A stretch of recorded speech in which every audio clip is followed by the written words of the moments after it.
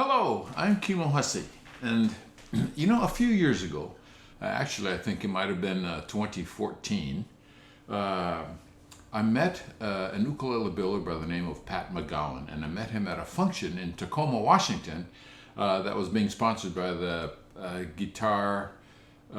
the Association of Guitar Makers, or GAL, or whatever the name is. It was a function where builders come to display their work.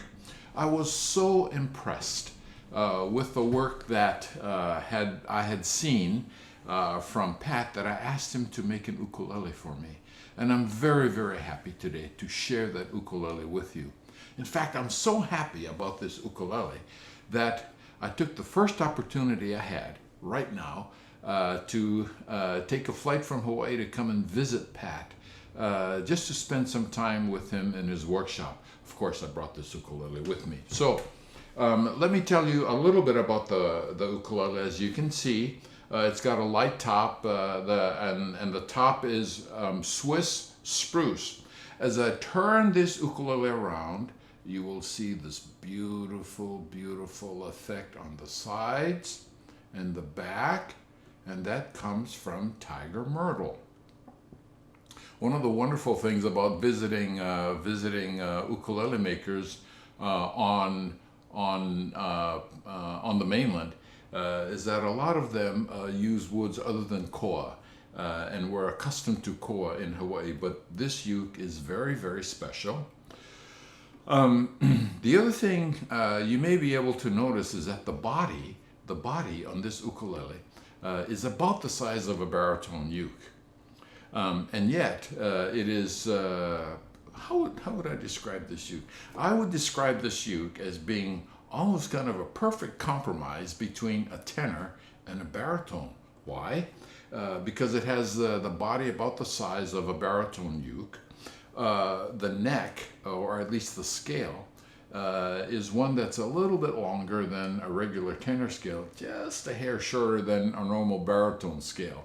And so in terms of dimensions and sound, this ukulele is just about perfectly, it's a perfect compromise, I should say, between a tenor and a baritone. And we actually designed it to be that way. So I can tell you that this ukulele is the result of an experiment that came about as a result of collaboration between Pat and I. Okay, so let's consider sound of this instrument. First of all, another quick turnaround with regard to looks, because one of the things I like to tell ukulele players, especially, that they should consider and appraise the ukes that they choose to get based on three areas of consideration. One of those is looks. The other is playability, which we normally refer to as action in ukulele. And I can tell you that it's hard for me to actually share with you the action of this ukulele, but I can tell you that there's absolutely no reason for me to put the death grip on this ukulele in order to hold meaningful and great sounding chords. The touch is very light, and so action is great. Let's talk about sound. First of all, sound from the standpoint of individual strings. Listen to this as I play just a simple scale for you. Down close to the nut. Let me do that again, and you can hear that each note is clearly defined. Especially if I play the right chords, or right notes, I should say. If I play that up here, to give you an idea how the uke adjusts to range. And let's play it up here. Continues to be nice and clear. Those are single notes. Let's listen to chords. As I play these chords, what my ears tell me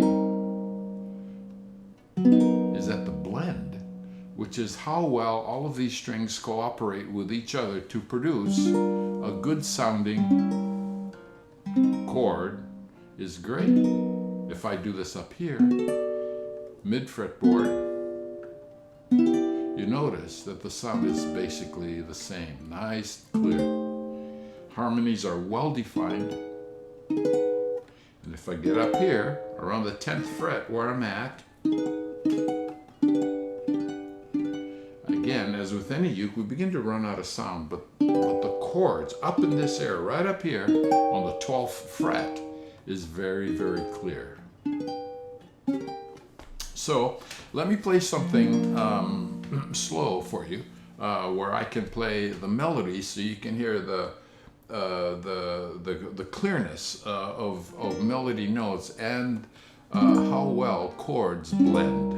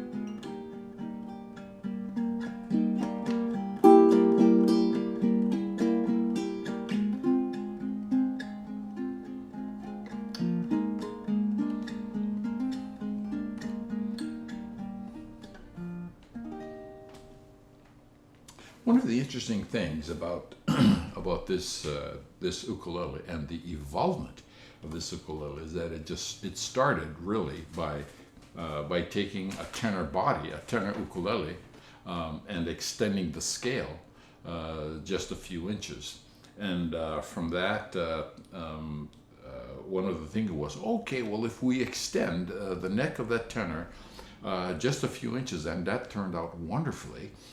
Perhaps we can even improve that sound by increasing the size of the body. And that's what this ukulele represents. It's not only an extension of a tenor's scale, but an increased body size, which brings in the baritone aspect of the ukulele. And again, this is why the ukulele is just a perfect compromise in sound and dimensions between a tenor and a baritone ukulele. So we did a slow song with Love Me Tender. Let me give you an idea what this ukulele sounds like with a song that has a little bit higher tempo.